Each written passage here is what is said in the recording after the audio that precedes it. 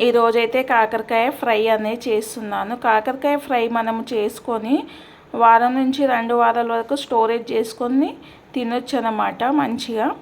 ఇంకా కాకరకాయనైతే నేనైతే ఒక 1/2 కిలో కాకరకాయ తీసేసుకొని ఇలా పీసెస్ అందంగా కట్ చేసుకొని వాష్ చేసుకొని అయితే పక్కన పెట్టేసుకున్నాను. ఇక డీప్ ఫ్రైకి అయితే సరిపడంత ఆయిల్ అయితే వేసుకున్నాను. ఆయిల్ హీట్ ఎక్కనిద్దాం కొద్దిసేపు. ఆయిల్ వేడైన తర్వాత ఇంకా ఈ కట్ చేసుకున్న కాకరకాయ ముక్కలు దీంట్లో వేసుకొని ఫ్రై చేసుకుందాం.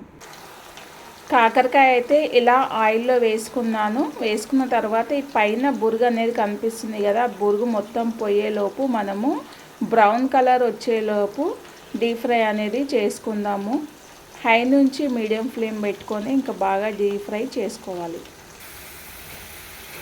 ఇక ఈ విధంగా అయితే చక్కగా ఫ్రై అయిపోయింది కదా, ఇదంతా మొత్తం ఒకసారి తీసేసుకొని ఇంకా మిగతా ఉన్నది వేసుకొని డీప్ ఫ్రై చేసుకుందాం. ఈ విధంగా అయితే మంచిగా ఫ్రై అయిపోయింది. ఆల్రెడీ కింద అయితే మనకు కాకరకాయ ఫ్రై అవుతుంది అనేసి ఇంకా కొంచెం ఇది చేసుకొని పల్లీలు కూడా ఫ్రై చేసుకుందాము ఆయిల్లో. పల్లి అయితే ఫ్రై అయిపోయింది కాబట్టి ఇంకా నేనైతే కరివేపాకు కూడా కొద్దిగంతా ఆయిల్లో ఫ్రై చేసుకుంటున్నాను.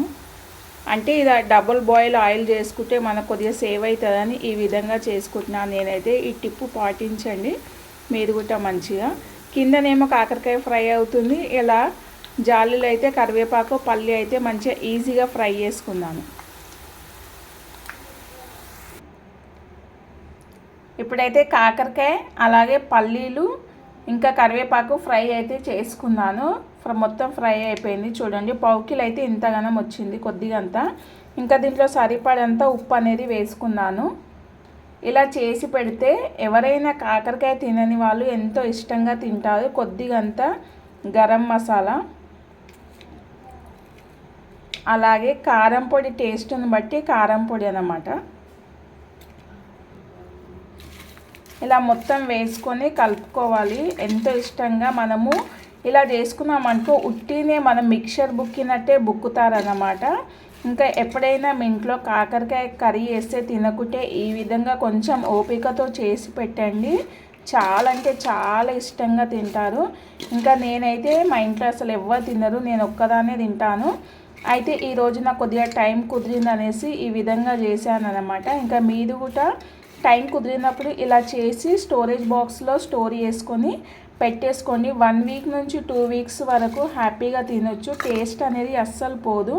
మనం డే 1 రోజు ఎలా చేసామో అలానే ఉంటుంది. మరి నా వీడియో ఎలా అనిపించింది? నా వీడియో కనుక నచ్చితే ప్లీజ్ లైక్ చేయండి, సబ్స్క్రైబ్ చేయండి, కామెంట్ చేయండి. ఇంకో వీడియోతో మీ ముందుకు వస్తాను.